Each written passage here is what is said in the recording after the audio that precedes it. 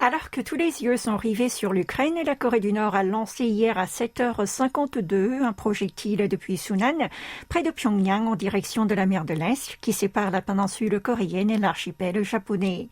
Selon l'état-major interarmé sud-coréen, l'engin a parcouru environ 300 km à une altitude maximale de 620 km. Présumé être un missile balistique à moyenne portée, il pourrait voler sur 2000 km à un angle normal.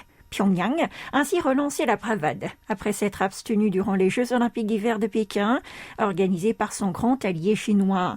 Une nouvelle démonstration de force qui aurait pour but d'exercer plus de pression sur les États-Unis, préoccupés par la guerre russo-ukrainienne, tout en accentuant sa présence à l'approche de l'élection présidentielle au sud du 9 mars prochain. Le GCIS a partagé l'état des lieux avec le commandement des forces combinées Corée-USA et ils sont convenus de travailler main dans la main pour renforcer leur défense. La Maison-Bleue a convoqué d'urgence la réunion du comité permanent du Conseil de sécurité nationale et a exprimé son regret en affirmant que cet agissement est inapproprié alors que le monde entier s'efforce de régler la crise ukrainienne.